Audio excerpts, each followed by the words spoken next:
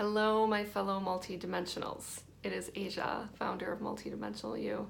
And hey, if you're new to Multidimensional You, the background on what we do here is that we are a metaphysical coaching company, and we offer programs and services designed to help you transcend the trappings of the false self, the limitations of a polarized reality, come back into an integrative state, an expansive state, reconnect to your own multidimensionality so that you can co-create at the level you were meant to. And most of you who come to us are here to be way showers and teachers and guides for humanity at this time of huge shift that we're in. And we do all of this through my own reconstituted multidimensional field, but also through direct experience. So we're not here to be your guru.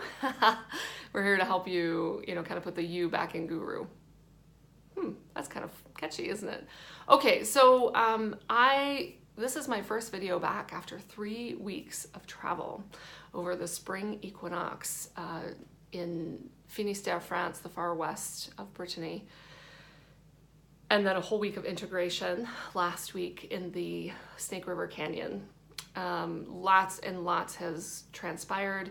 I've gone through my next level of identity shift and expansion. There's so much to share, but what I really wanted to do in today's this weekly video for you all is to share what I was shown when I tuned in yesterday to gather guidance about what does the collective need at this time? What are people struggling with? What are people looking for that might not be so apparent? And I was shown people bobbing in an ocean and being hit repeatedly with wave after wave after wave going over their heads. So this feeling of just continually getting slammed with more intense change, more waves of change, more intense energies. I've talked about this. I talked about this quite a bit last fall. There is no more comfort zone as long as the comfort zone is defined as business as usual, because business as usual is gone. We are changing paradigms on this planet in massive ways. So these tidal waves, what feel like tidal waves to those of you who are going through this phase of being hit repeatedly, slammed by these waves, you feel like you just kind of maybe got stabilized from the last big shift or something came your way, and here comes another one. And you're beginning to feel a sense of almost panic, right? That just like when someone's drowning, right? There is a real sense of panic. And what I was shown is that this dovetails so nicely with so many other messages I've channeled for people over the last 5 years. You can't control the ocean, can you? But you can become one with it, align yourself with it, and go into the flow, right? So just like we know, if we begin to resist these waves that we're in, it can get very chaotic very quickly, and we can basically lose ourselves in fear.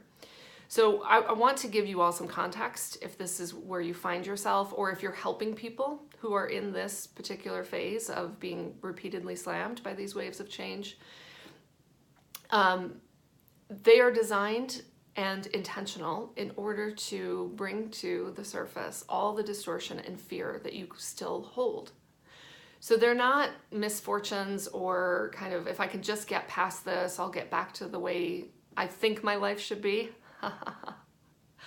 No, they will continue to come in order to help you really identify and understand the fear that you still hold. So think about that. If this applies to you, or again, the people you're helping, what is surfacing for them? That's the entire point.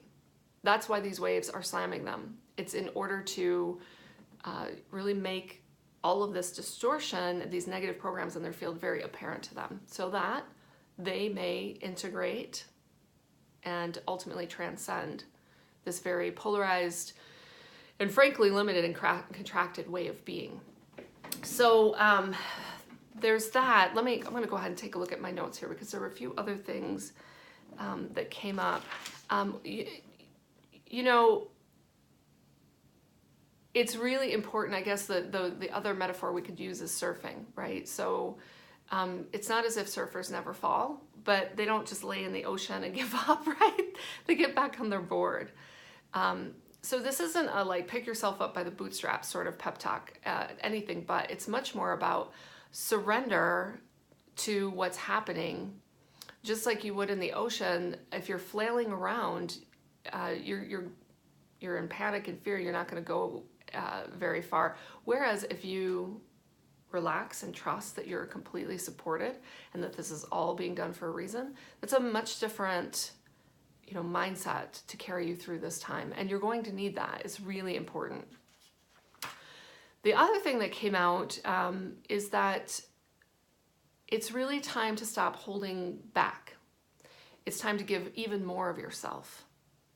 And I don't mean that in some sort of martyr, program. It's much more about you being honest and authentic and not betraying the truth of who you are or who you want to be. Aligning yourself with your divine blueprint, your soul purpose, is going to be, and taking the leaps of faith you need to take in alignment with that, that's the transport you need during this time. So another little tidbit came in. We are, basically what I'm offering others and what's coming onto the planet now is a completely new template for being human. So I want you to begin thinking of that you're really doing amazing work of reconstituting what it means to be human. So cut yourself some slack. These are massive, massive times of shift. Take some more time off.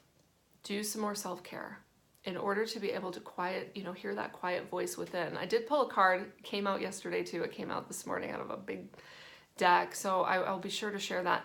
But the other thing I was shown is the star Tetrahedron. Go ahead and use this sacred geometry, place yourself in it, meditate upon it, just use this. This is kind of a shortcut to helping activate and get yourself in alignment during these tumultuous times.